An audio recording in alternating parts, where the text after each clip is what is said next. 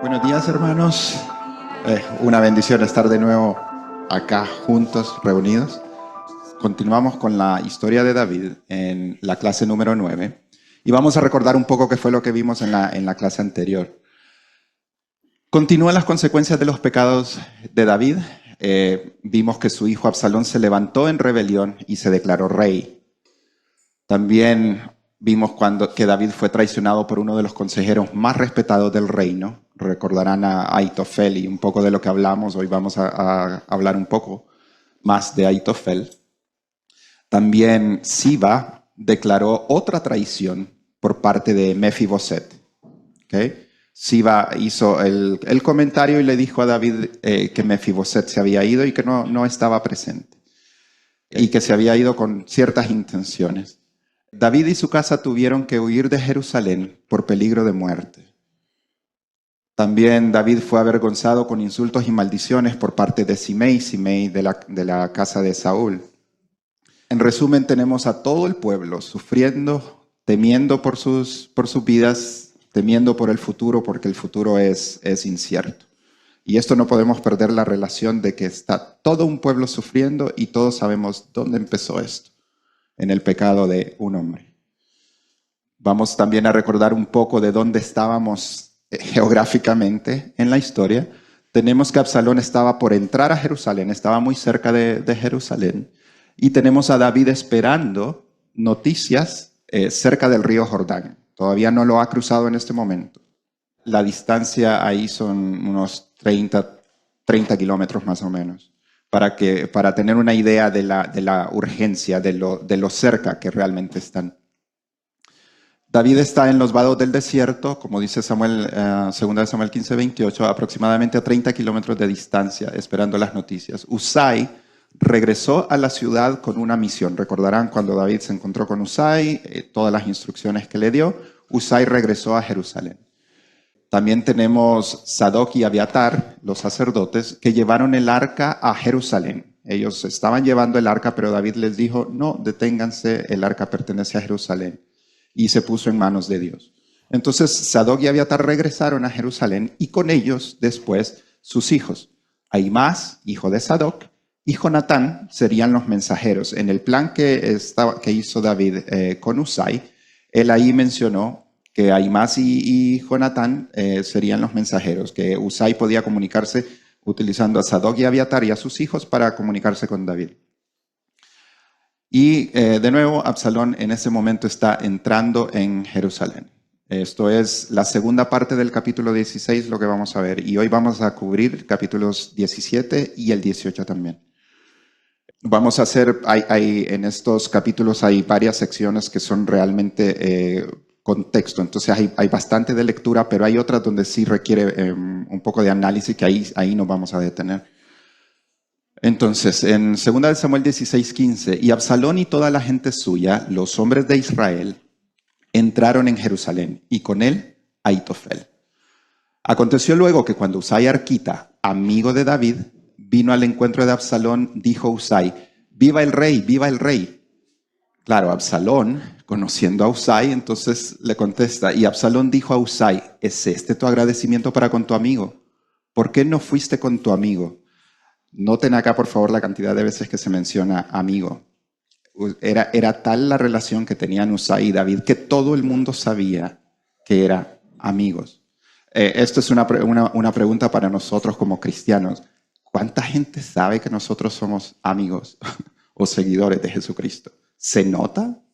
Esto es súper interesante porque Absalón está sospechando en ese momento y tiene razones de sospechar.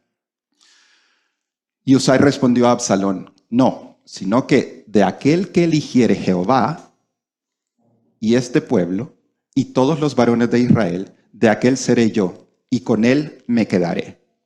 Vaya notando el lenguaje un poco ambiguo en lo que está diciendo Usai, porque esto podría ser, él podría estar hablando de David sin que Absalón se dé cuenta. Porque él está hablando de a quien eligió Jehová, ¿no? El pueblo, ¿qué pueblo? Bueno, el pueblo de Dios. O sea, vamos a ver en lo siguiente que dice. Además, ¿A quién debería yo servir? Aquí estamos viendo la Biblia latinoamericana, la traducción creo que es un poco más, da un poco más de contexto en esta respuesta. Además, ¿a quién debería yo servir? ¿No habría de ser en la presencia de su hijo? De nuevo, él no está declarándose leal necesariamente a Absalón. Él está hablando de, voy a servir en la presencia de su hijo como siempre lo he hecho. En el fondo, pues uno puede entender, yo sigo sirviendo a David, pero esto Absalón no lo sabe. Tal como he servido delante de tu padre, así seré delante de ti. Esto nos hace preguntar, Usai, aquí está haciendo de alguna manera, desviando la atención, engañando. Vamos a ver un poco este tema, este es un poco profundo, lo vamos a ver no a profundidad acá porque necesitamos varias clases para ver esto, pero sí un poco por encima para tenerlo presente. Las mentiras blancas son esas del Señor, son esas correctas. En Proverbios 12:22 dice, los labios mentirosos son abominación a Jehová, pero los que hacen verdad son su contentamiento. No hay ambigüedad ahí. Apocalipsis dice, pero los cobardes e incrédulos, los abominables y homicidas, los fornicarios y hechiceros, los idólatras y todos los mentirosos tendrán su parte en el lago que arde con fuego y azufre, que es la muerte segunda. De nuevo, la Biblia es súper clara con el tema de las mentiras. En los años 60 salió un libro, fue publicado por un teólogo episcopal, el teólogo Joseph Fletcher. Él propuso que un juicio moral está guiado primeramente por su contexto. Fue un libro bien famoso y que de hecho todavía tiene repercusiones en el mundo actual.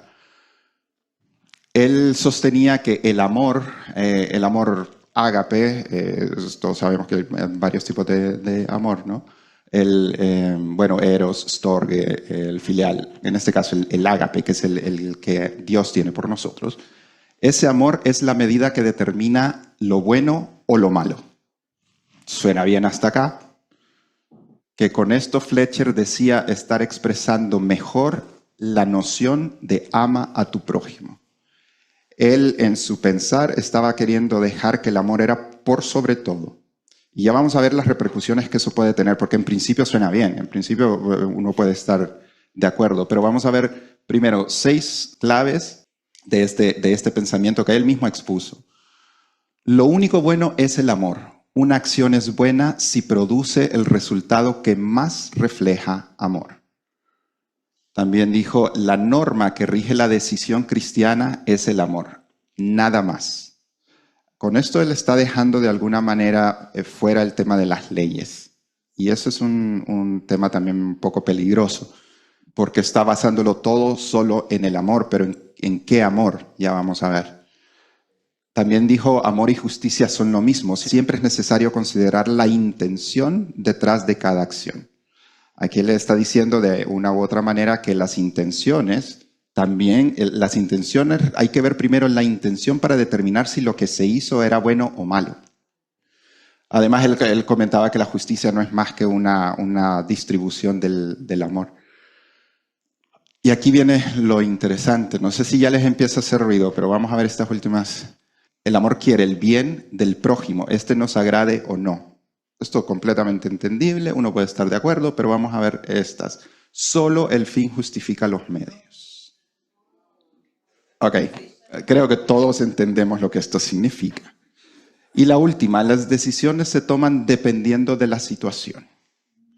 Esto obviamente tiene unas repercusiones que definitivamente no son las que Dios tiene para nosotros. La ética situacional tiene un problema de fondo, donde el amor es definido por la situación misma. Y nosotros sabemos que eso no es así. Dios define el amor y lo define de una manera absoluta. Esto nos lleva directamente al relativismo. En Malaquías 3:6 podemos ver, porque yo Jehová no cambio. Por esto, hijos de Jacob, no habéis sido consumidos. Jehová mismo está diciendo, él no cambia, no depende de la situación. En Salmos 119, 160, la suma de tu palabra es verdad y eterno es todo juicio de tu justicia. De nuevo, a través del tiempo no cambia. Deuteronomio 5:29, ¿quién diera que tuviesen tal corazón, que me temiesen y guardasen todos los días todos mis mandamientos, para que a ellos y a sus hijos les fuese bien para siempre? En 1 Juan 4:16, y nosotros hemos conocido y creído el amor que Dios tiene para con nosotros. Dios es amor, y el que permanece en amor permanece en Dios y Dios en él. Otro de los problemas de la ética situacional es que separa la ley del amor. Mateo 22:40 dice, aquí está, este es un versículo que sigue cuando se le acaba de preguntar a Jesús cuál es el mandamiento más grande. Y amarás al Señor tu Dios con toda tu alma, con todo tu corazón, con toda tu mente. Y el segundo, y a tu prójimo como a ti mismo. Luego dice, de estos dos mandamientos depende toda la ley y los profetas. Uno de los puntos que tocaba la ética situacional era la separación de la ley y el amor. Y aquí estamos viendo que esto no es así. La ley, de hecho, es una expresión del amor de Dios. El amor no hace mal al prójimo, así que el cumplimiento de la ley es el amor. ¿Vemos? Hay una relación completamente directa y completamente contraria a lo que la Biblia nos está diciendo. También en 1 Juan, pues este es el amor a Dios, que guardemos sus mandamientos, y sus mandamientos no son gravosos. De nuevo, relación directa. No penséis que he venido, esto lo dijo Jesús, no penséis que he venido para abrogar la ley o los profetas. No he venido para abrogar, sino para cumplir. Eso para dejar la idea clara, porque la ética situacional uno la encuentra en libros y la encuentra muchas veces expresada en situaciones y todo pareciera bien, pero cuando lo ponemos en contraste con lo que encontramos en la Biblia, definitivamente se desvía. Y de hecho, como era un teólogo episcopal, él encontró en su andar ejemplos en la Biblia que él utilizaba para esto. Y podemos hablar de Rahab y los espías. ¿Okay? Este es uno clásico en Josué 2. El contexto es que Rahab estaba escondiendo a los espías enviados por Josué y mintió cuando le preguntaron por ellos. Claro, entonces uno puede pensar, ok, mintió, eso estuvo bien porque salvó a los espías. Para nosotros como seres humanos es fácil ver eso. Sin embargo, cuando nosotros encontramos a Rahab en Hebreos 11, en los héroes de la fe, podemos ver ahí, por la fe, Rahab, la ramera, no pereció juntamente con los desobedientes, habiendo recibido a los espías en paz. Su fe fue la que fue considerada para esto. Por eso ella está acá, por su fe. Otro de los ejemplos es las parteras hebreas. Cuando Moisés estaba en la época en la que Moisés nace, el pueblo estaba creciendo en número. Entonces el faraón de ese momento tenía miedo de que si crecían, estos se podían, ya cuando fueran hombres grandes, podían aliarse con otros reinos e ir en contra de los egipcios. Entonces el faraón había enviado a las parteras para que mataran a los niños, básicamente. Pero el rey de Egipto reclama a las parteras de las hebreas, porque los niños seguían naciendo, a Sifra y Fua, por haber preservado la vida de los niños. Pero ellas mintieron al decir que las mujeres daban a luz antes de que ellas llegaran. Esto fue lo que ellas dijeron. En Éxodo 1:21 encontramos que, y por haber las parteras temido a Dios, Él prosperó sus familias. Dios puede utilizar, qué sé yo, en el caso de José, por ejemplo, pues otro que podemos hacer referencia, la maldad de los hermanos en ese caso, o en este caso la mentira, porque tengamos claro, la mentira no es de Dios, pero Él puede utilizar ese tipo de cosas para hacer su obra, y Él las utiliza. Entonces podemos encontrar... Dime, ¿sí? Pero también fíjate que el matar a los niños es una maldad del cuerpo de un buque. Claro. ¿Fijas tú? Entonces, si vemos, Dios nunca va a estar a favor de una matanza cruel de los niños. Eso es cierto, nunca va a estar a favor de eso, pero Él tampoco va a decir la mentira. No, sí, está bien, pero las mujeres en el fondo se resguardaron porque de alguna forma es como un resguardo, más que una mentira, porque hay una maldad por sobre. Entonces, Claro. O sea, sí existe y sí se entiende, pero recordemos también que Dios es santo. Entonces, para Él el pecado grande, pequeño, es pecado. Ese, Lo que me llama la atención, yo siento que Dios igual usa el pecado incluso para que nosotros aprendamos. O sea, hay cosas que son fuertes en la vida de nosotros, son pecaminosas y Dios, no obstante, ahí está. O sea, en las guerras también tú lo ves. Hay bendecida y hay guerra maldecida. O sea, claro, lo que sucede es que Dios, Él siempre está trabajando con nosotros. El pecado viene natural en nosotros. Desafortunadamente, desde la caída, esto es así. Pero Dios nos ama y cuando nosotros aceptamos, creemos en Jesucristo, nosotros amamos a Dios, Él tiene misericordia de nosotros y Él mismo nos va corrigiendo. No quiere decir con esto que Él esté avalando el pecado que nosotros cometemos. No quiere decir con esto que Él pueda decir, ok, pequen porque esto va a servir para bien después. Eso no es así, ese no es nuestro Dios. A pesar de lo que nosotros pecamos, a pesar de esos errores que cometemos, Él igual puede enderezar estos caminos, digámoslo así. Me voy a saltar, este era un ejemplo más con el pago de impuestos, no relacionado con la mentira, pero en realidad tenía que ver con que los fariseos, bueno, no me lo voy a hacer claro al fin, los fariseos consideraban dar el tributo al César, financiar a un gobierno corrupto. Entonces ellos decían, si le doy el dinero, estoy aprobando la corrupción.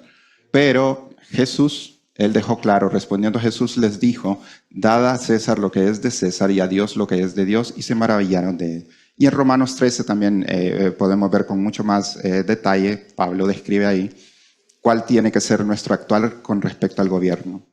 Porque quieras o no, las autoridades son puestas por Dios o permitidas por Dios, digamos, en su soberanía. ¿Qué hacer en situaciones de estas así complicadas? Obviamente a ver, por un lado podemos decir no hay una fórmula que aplique para todo, pero por otro lado sí la hay, y es que ¿qué pasa cuando algo parece correcto pero Dios dice que no lo es? Y sabemos que a los que aman a Dios todas las cosas les ayudan a bien, esto es, a los que conforme a su propósito son llamados. Dios siempre va a estar cuidando de nosotros. Entonces debemos confiar en la soberanía de Dios y confiar en que si pertenecemos a Cristo, Dios nos ha dado su Espíritu, a través de Él tenemos una comprensión de lo que está bien y lo que está mal. ¿Cuál es la fórmula, digamos así? O sea, la fórmula es buscar de Dios. ¿Por qué? Bienaventurados los que tienen hambre y sed de justicia, porque ellos serán saciados. Si nosotros tenemos hambre y sed de justicia, Él promete que seremos saciados en esa justicia. Eso no va a cambiar. Y además, oh hombre, Él te ha declarado lo que es bueno. ¿Quién lo declara? Dios. ¿Y qué pide Jehová de ti? Solamente hacer justicia y amar misericordia y humillarte ante tu Dios. Entonces Él nos va a dejar saber en esos momentos. Por eso tenemos que presentarnos ante Él, orar, pedir dirección, porque Él nos va a responder. Él no nos deja desamparados, incluso en decisiones tanto pequeñas como grandes. Y en Santiago, y si alguno de vosotros tiene falta de sabiduría, pídala a Dios, el cual da a todos abundantemente y sin reproche, y le será dada. Nada más para completar el tema de la ética situacional, Joseph Fletcher, como les comentaba, fue un pionero en el campo de la bioética y un destacado profesor académico de los beneficios potenciales del aborto, el infanticidio, la eutanasia, la eugenesia y la clonación. Fue ordenado sacerdote episcopal, pero a finales de los 60 él se identificó como ateo humanista. Eugenesia, eugenesia es, la muerte voluntaria en las personas mayores. Me parece. No por enfermedad. Eutanasia es cualquiera. En la eugenesia es porque ya hay personas que vienen en el feto y que se detecta síndrome de Down o que va a tener alguna condición.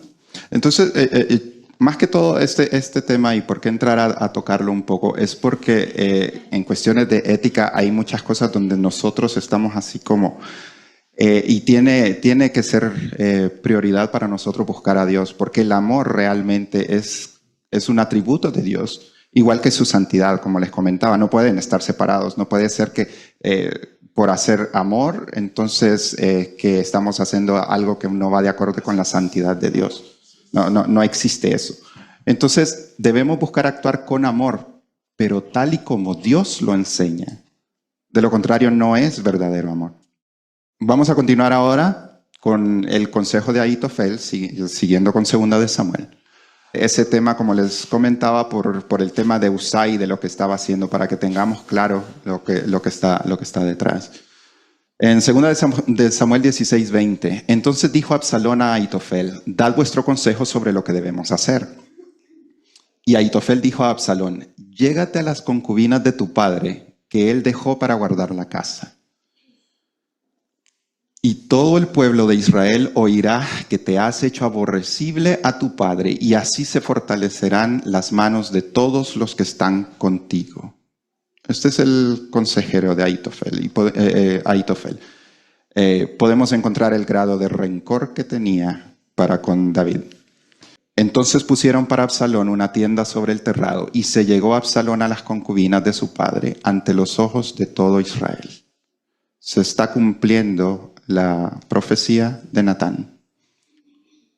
El rencor de Ahitofel, como les decía, es extremo. Su consejo realmente es perverso. Si en el capítulo anterior estábamos viendo cómo entiendo por qué Ahitofel, si Betsabé era su nieta, el abuso y todo eso, acá podemos ver a lo que eso lo llevó. Aquí podemos ver perversidad.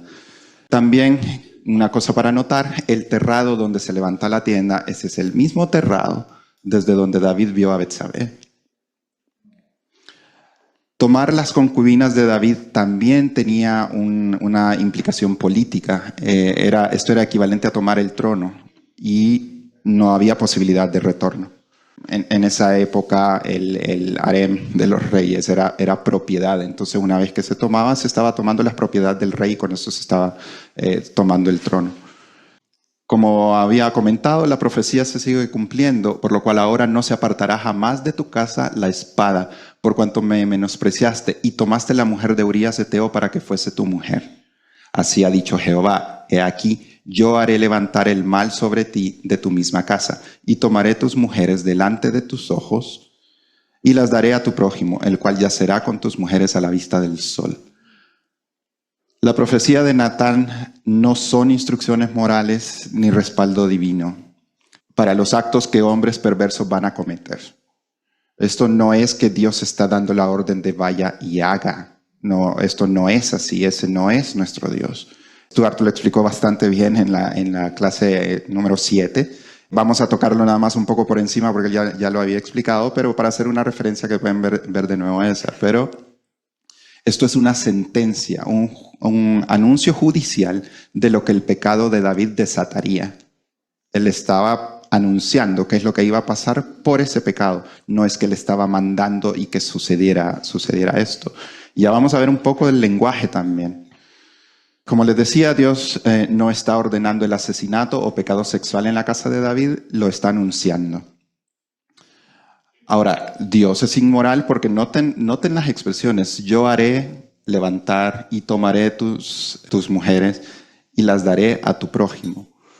Cuando Dios dice yo haré, tomaré, daré, no está diciendo que hará maldad, está diciendo que retirará su mano protectora. Él prácticamente lo que está haciendo es dejándonos conocer el peso real del pecado.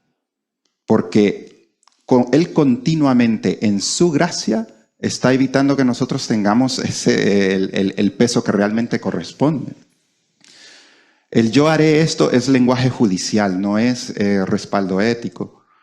Entonces, el juicio a menudo se describe como Dios quitando su mano protectora, como les decía, permitiendo al pecador experimentar las consecuencias naturales de su pecado. Es solo su gracia la que impide que tales consecuencias sigan su curso.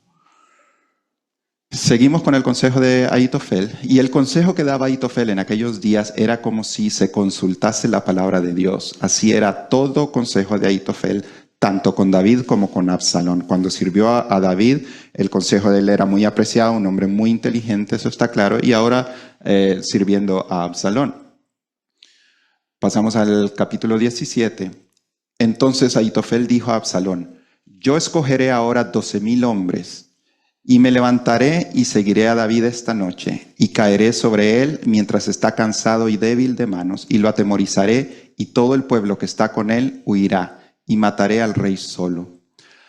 Ahitofel quiere encargarse él mismo de esto. Ahitofel era un consejero. ¿Qué hace un consejero queriendo tomar 12,000 hombres y salir a buscar a alguien? Esto para que tengamos en cuenta el grado de odio, de rencor que tiene Ahitofel hasta este momento. ¿Quién escogerá a los hombres? Ahitofel. ¿Quién se levantará? ¿Quién seguirá a David? ¿Quién caerá sobre David? ¿Quién lo atemorizará? La respuesta para todas estas preguntas es: ¿y quién lo matará? Es Ahitofel. Interesante esta última parte donde dice: mataré al rey solo. ¿Acaso no era Absalón su rey? Acá podemos ver claramente en el corazón de Ahitofel quién es el verdadero rey. Lo que pasa es que Ahitofel quiere acabar con él, pero en el fondo él identifica a David como el rey. En lo profundo de su corazón lo sabía, y el consejo, en términos generales, el consejo de actuar rápidamente es acertado, dado que David no había cruzado el Jordán. Recordarán en el mapa que estábamos viendo, ellos están muy cerca, y 12,000 hombres son más que suficientes para alcanzar el objetivo. En el mapa, como podemos ver, están súper cerca y David no ha cruzado el río. Así haré volver a ti todo el pueblo, pues tú buscas solamente la vida de un hombre, y cuando ellos hayan vuelto, todo el pueblo estará en paz. Y con la muerte de un solo hombre, Ahitofel traerá al pueblo y habrá paz. Este consejo pareció bien a Absalón y a todos los ancianos de Israel. Este es un hombre que está escuchando que alguien le está ofreciendo ir a matar a su padre, y él está de acuerdo con él. Eso es serio, y eso es algo que ya habíamos mencionado la semana anterior. Había ya mucha frialdad en la relación entre David y Absalón. David igual sigue amando a su hijo, pero acá vemos qué es lo que siente Absalón por su padre. Ahora se presenta la oportunidad de Husai. Y dijo Absalón: llamad también ahora a Husai arquita, para que asimismo oigamos lo que él dirá. Aquí podemos ver cómo la oración de David fue escuchada en 2 de Samuel 15:31. Solo voy a leer la última parte, donde David pide: entorpece ahora, oh Jehová, el consejo de Ahitofel. Dios siempre está atento a nuestras oraciones, incluso después de que nosotros hemos olvidado por qué oramos. Él las conoce muy bien. En ocasiones, obviamente, su respuesta es no. Pero en esta podemos ver exactamente lo que David estaba pidiendo, en el sentido de entorpecer. Y recordemos también que la oración de David, él no está pidiendo porque Ahitofel muera, él no está pidiendo porque Absalón muera, él no está pidiendo nada más, él solo está pidiendo porque se entorpezca el consejo de Ahitofel.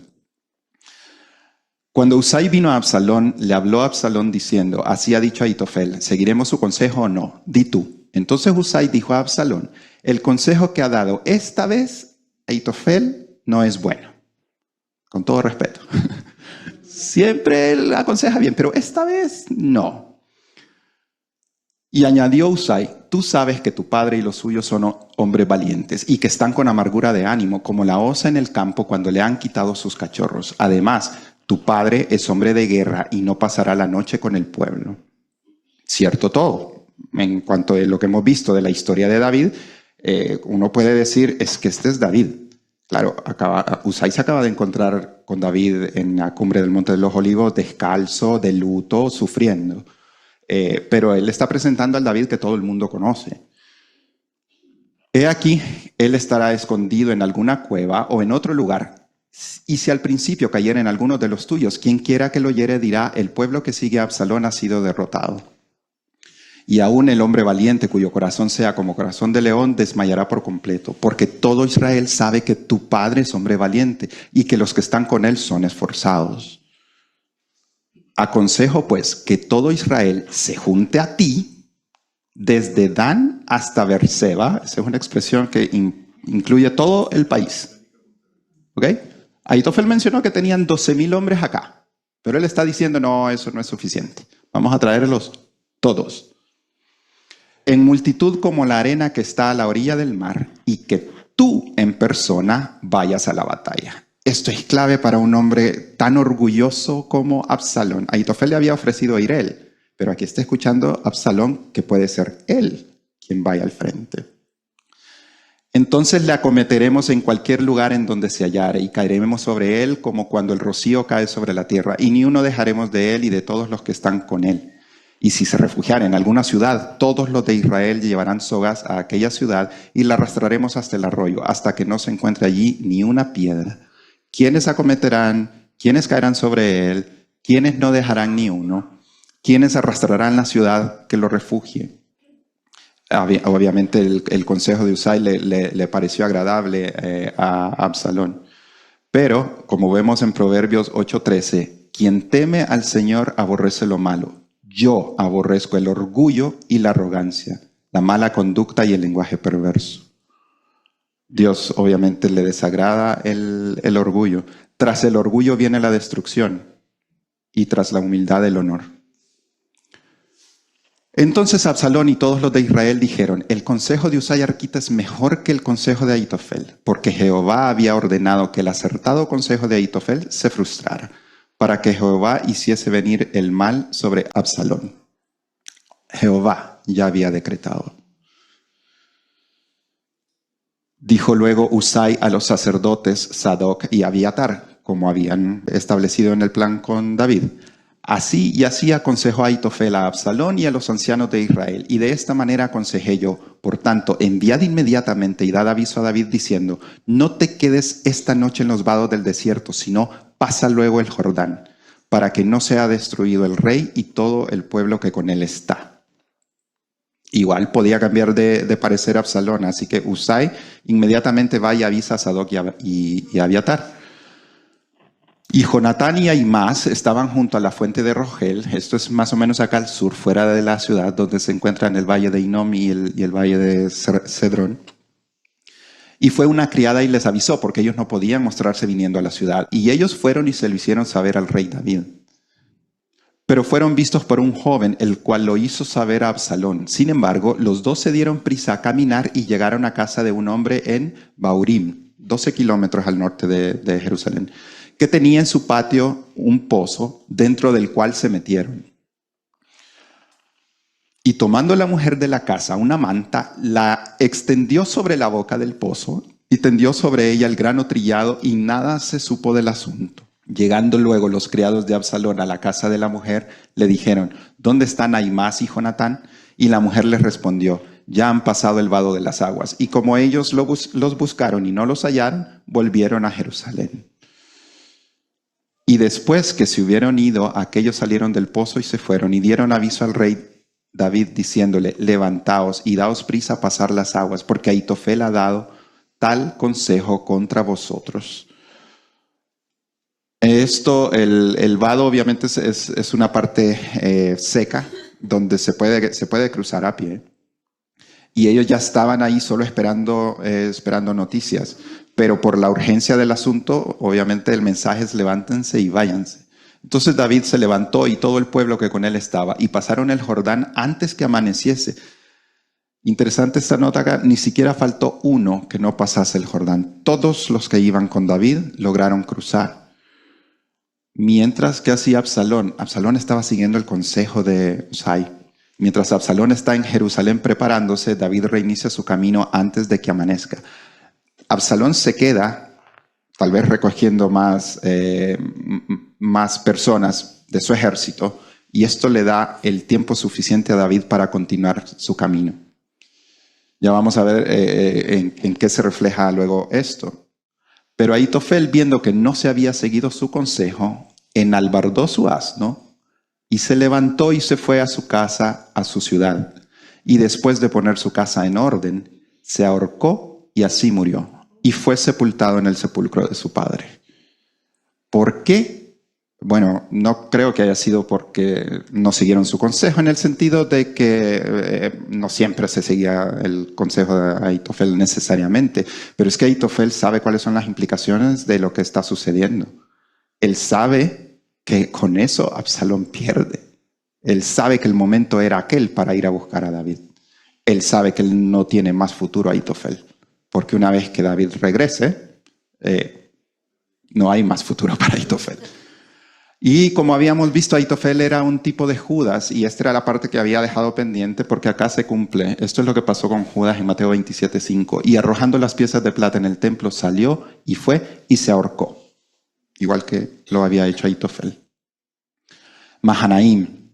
Y David llegó a Mahanaim y Absalón pasó el Jordán con toda la gente de Israel. Entonces, en el mapa tenemos Mahanaim acá y Absalón está por esta zona de acá, cruzando el Jordán.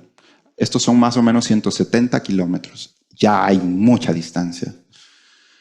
Absalón está a más o menos 170 kilómetros de distancia. Estos son más o menos entre 5 y 7 días de camino por la cantidad de gente que él trae y por lo que se lograba avanzar en las distancias. 5 o 7 días de camino. Mahanaim es un símbolo de refugio. No sé si recordarán, pero cuando murió Saúl, Abner levantó como rey a Isboset de la casa de Saúl. Isboset tenía su capital en Mahanaim. Esto quiere decir que la ciudad estaba fortificada de alguna manera, no era cualquier ciudad.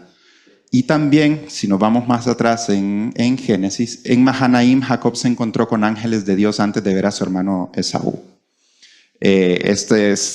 Por eso es un símbolo de refugio.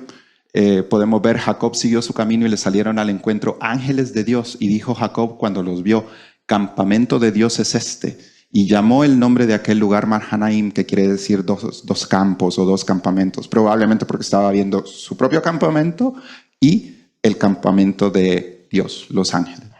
Una nota, que estas son a veces que uno se encuentra así en la Biblia o que tienen una referencia para después.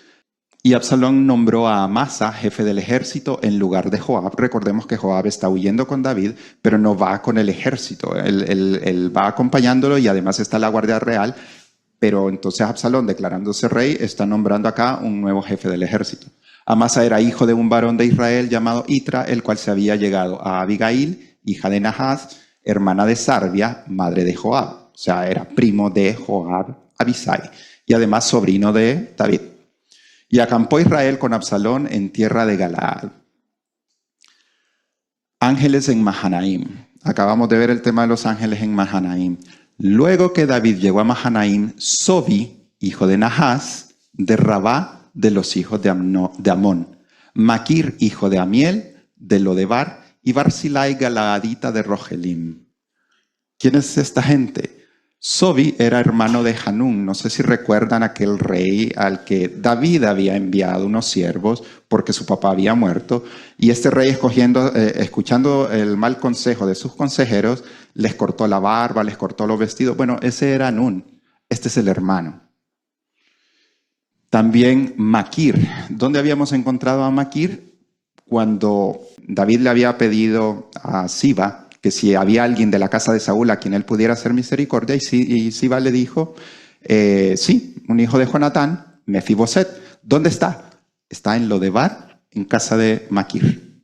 O sea, era un hombre que ya era conocido por haberle dado un refugio a Mefiboset. Y el último, Barzilai. De Barzilai lo que sabemos es que es un hombre rico, amigo de David, que en ese momento tiene por ahí de los 80 años. Eso es lo que alcanzamos a saber.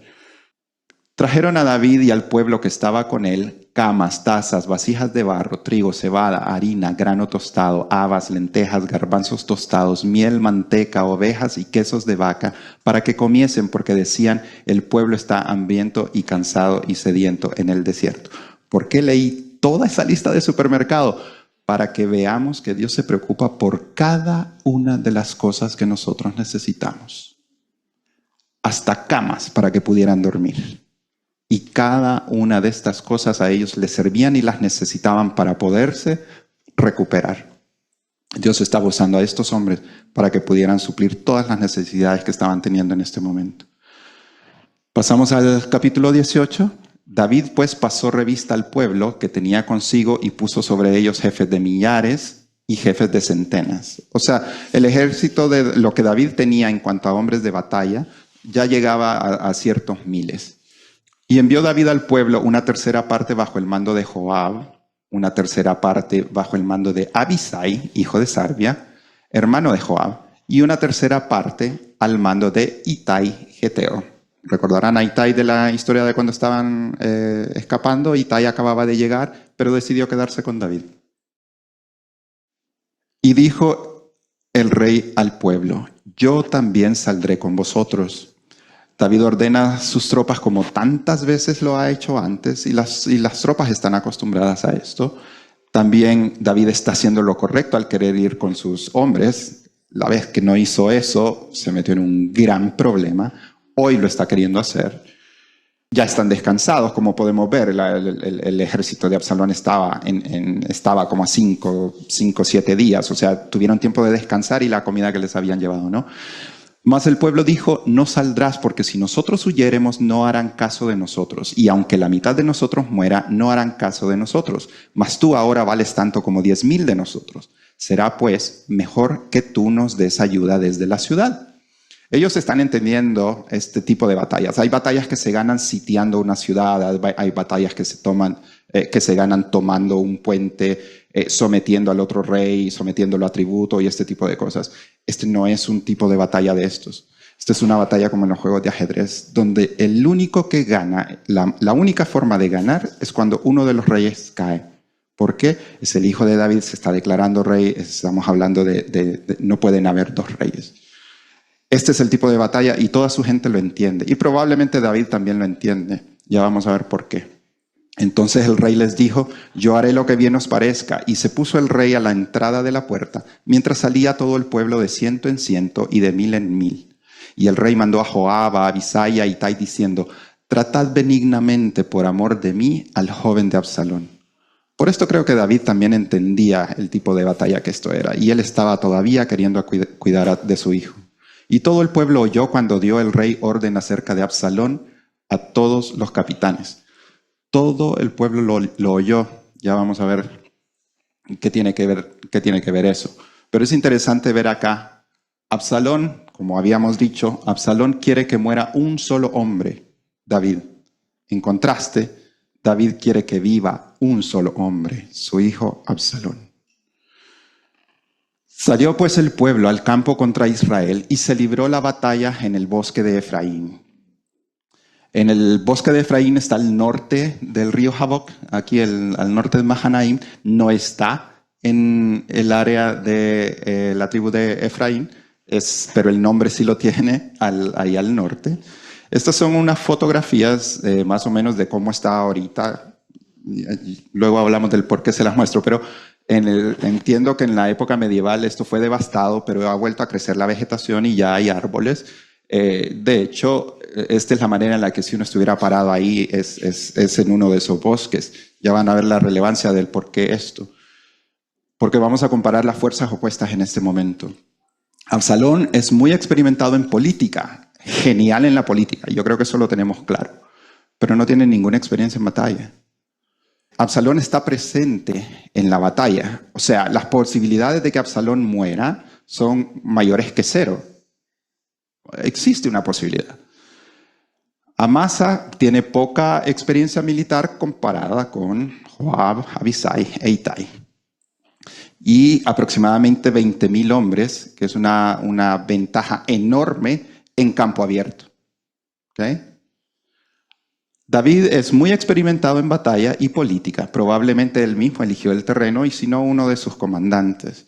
David no está presente en la batalla. ¿Posibilidades de morir? 0. No puede morir si no está ahí. Joab, Abisai e Itai, con mucha experiencia militar, mucho menos hombres, tienen ventaja en espacios reducidos. Y por eso el tema del bosque. Cuando viene una gran cantidad de gente, es como una ola de un mar así enorme.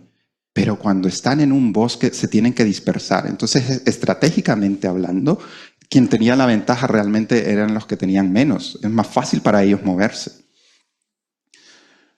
Y allí cayó el pueblo de Israel delante de los siervos de David, y se hizo allí en aquel día una gran matanza de 20,000 hombres, y la batalla se extendió por todo el país, y fueron más los que destruyó el bosque aquel día que los que destruyó la espada. Esto es súper interesante de verlo, porque esto es señal de quién estaba ahí. Dios estaba ahí, porque la mayoría murió por el bosque mismo. Y se encontró Absalón con los siervos de David, e iba Absalón sobre un mulo, y el mulo entró por debajo de las ramas espesas de una gran encina, y se le enredó la cabeza en la encina. ¿Recuerdan el cabello de Absalón cuando estábamos hablando? No se mencionaba por cualquier cosa, se mencionaba por esto. Y Absalón quedó suspendido entre el cielo y la tierra, y el mulo en que iba pasó por delante. Triste la forma en la que queda Absalón, y más triste lo que viene después. Viéndolo uno, avisó a Joab diciendo: he aquí que he visto a Absalón colgado de una encina. Y Joab respondió al hombre que le daba la nueva: y viéndolo tú, ¿por qué no le mataste luego allí echándole a tierra? Me hubiera placido darte 10 siclos de plata y un talabarte. O sea, le está llamando la atención a este soldado: ¿por qué no tomaste ahí la oportunidad? Y este soldado le dice: el hombre dijo a Joab: aunque me pesaras 1,000 siclos de plata, no extendería yo mi mano contra el hijo del rey, porque nosotros oímos cuando el rey te mandó a ti y a Abisai y a Itai diciendo: mirad que ninguno toque al joven Absalón. Por otra parte, habría yo hecho traición contra mi vida. Ya sabía él lo que David había hecho en un par de ocasiones así.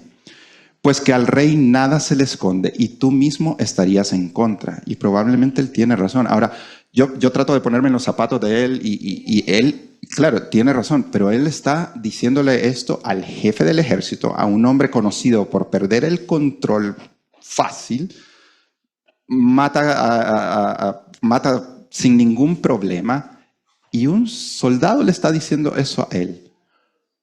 Interesante lo que viene después. Y respondió Joab: no malgastaré mi tiempo contigo. Eso fue todo lo que hizo Joab. Creo que cuando la gente dice la verdad y está con Dios, Dios lo protege, porque para mí esto es protección de Dios. Un hombre así, que lo único que contestó fue que no voy a gastar el tiempo con vos, tuvo que ser protección de Dios. Y aquí a veces los rechazos que recibimos de hecho son para nuestro favor. Entonces, cuando oramos a Dios también, incluso cuando somos rechazados en algunas cosas, yo creo que es importante agradecerle, porque no sabemos ni siquiera de lo que Dios nos puede estar salvando. Y tomando 3 dardos en su mano, los clavó en el corazón de Absalón, quien estaba aún vivo en medio de la encina. Y 10 jóvenes escuderos de Joab rodearon e hirieron a Absalón y acabaron de matarle.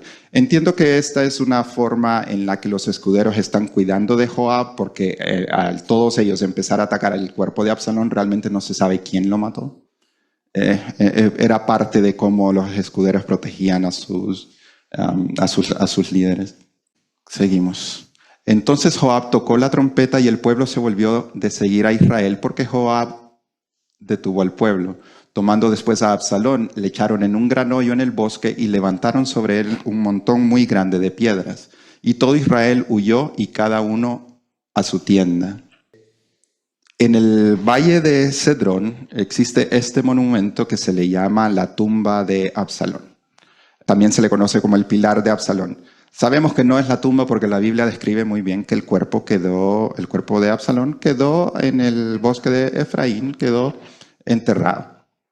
También se le conoce, como les decía, como el pilar de Absalón, porque en 2 de Samuel 18 dice: y en vida Absalón había tomado y erigido una columna, la cual está en el valle del rey. Este es el valle del Cedrón. Porque había dicho: yo no tengo hijo que conserve la memoria de mi nombre. Antes, cuando estábamos viendo a Absalón, se había mencionado que él tenía 3 hijos. A la hija la había llamado Tamar. Probablemente lo que sucedió es que los otros 2 hijos de Absalón hayan muerto jóvenes, porque aquí ya él está diciendo que no tiene hijo. Y llamó a aquella columna por su nombre, y así se ha llamado columna de Absalón hasta hoy. Que de nuevo se conoce como el pilar de Absalón. Hoy sabemos que esto realmente se construyó en el siglo I, o sea, todo lo que estamos viendo ahorita fue alrededor del 975 a.C. Lo otro que sabemos es que por tradición los judíos, cuando los hijos se portaban mal, los llevan a esta columna para lanzar piedras, para que recuerden la historia de Absalón. Luego continuamos. Entonces Ahimaas, hijo de Sadoc, dijo: correré ahora y daré al rey las nuevas de que Jehová ha defendido su causa de la mano de sus enemigos. Respondió Joab: hoy no llevarás las nuevas, las llevarás otro día. No darás hoy la nueva, porque el hijo del rey ha muerto. Probablemente Joab no sabe que tanto sepa Ahimaas, pero no quiere que sea Ahimaas el que lleve el mensaje. Y Joab dijo a un etíope: ve tú, di al rey lo que has visto. Y el etíope hizo reverencia ante Joab y corrió. Entonces Ahimaas, hijo de Sadoc, volvió a decir a Joab: sea como fuere, yo correré ahora tras el etíope. Y Joab dijo: hijo mío, ¿para qué has de correr tú si no recibirás premio por las nuevas? El etíope había salido primero. Era costumbre que el mensajero, siempre que llegaba un mensajero, los mensajeros eran bien vistos porque eran clave en las batallas. El primer mensajero que llegaba con el mensaje era premiado de alguna manera. Entonces por eso él está mencionando esto de que no va a recibir premio. El etíope ya salió. Estaban en el bosque. Corren rápido los etíopes, sí. Claro. Mas él respondió: sea como fuere, yo correré. Entonces le dijo: corre. Corrió pues Ahimaas por el camino de la llanura, o sea, se fue por otro camino, él ya no está en el bosque, y pasó delante del etíope. Y David estaba sentado entre las dos puertas, y el atalaya había ido al terrado sobre la puerta en el muro, y alzando sus ojos miró y vio a uno que corría solo. El atalaya dio luego voces y lo hizo saber al rey. Y el rey dijo: si viene solo, buenas nuevas trae. En tanto que él venía acercándose, vio el atalaya a otro que corría, y dio voces el atalaya al portero diciendo: he aquí otro hombre que corre solo. Y el rey dijo: este también es mensajero. Y el atalaya volvió a decir: me parece el correr del primero como el correr de Ahimaas, hijo de Sadoc. Y respondió el rey: ese es hombre de bien y viene con buenas nuevas. Entonces Ahimaas dijo en alta voz al rey: Shalom, paz. Y se inclinó a tierra delante del rey y dijo: bendito sea Jehová, Dios tuyo, que ha entregado a los hombres que habían levantado sus manos contra mi señor el rey. Y el rey dijo: ¿el joven Absalón está bien? Esa es su primer pregunta, un padre preocupado por su hijo. Y Ahimaas respondió: vi yo un gran alboroto cuando envió Joab al siervo del rey y a mí tu siervo, mas no sé qué era. Y el rey dijo: pasa y ponte ahí. Y él pasó y se quedó de pie. Luego vino el etíope y dijo: reciba nuevas mi señor el rey, que hoy Jehová ha defendido tu causa de la mano de todos los que se habían levantado contra ti. El rey entonces dijo al etíope: ¿el joven Absalón está bien? Y el etíope respondió: como aquel joven sean los enemigos de mi señor el rey y todos los que se levanten contra ti para mal. Entonces el rey se turbó y subió a la sala de la puerta y lloró. Y yendo decía así: hijo mío Absalón, hijo mío Absalón, ¿quién me diera que muriera yo en lugar de ti, Absalón, hijo mío, hijo mío? Vamos a ver la profecía, la primera parte de la profecía. Por lo cual ahora no se apartará jamás de tu casa la espada, por cuanto me menospreciaste y tomaste la mujer de Urías Eteo para que fuese tu mujer. La profecía de Jehová se cumplió y se sigue cumpliendo. El resto continúa la próxima semana. Eso es todo por el día de hoy.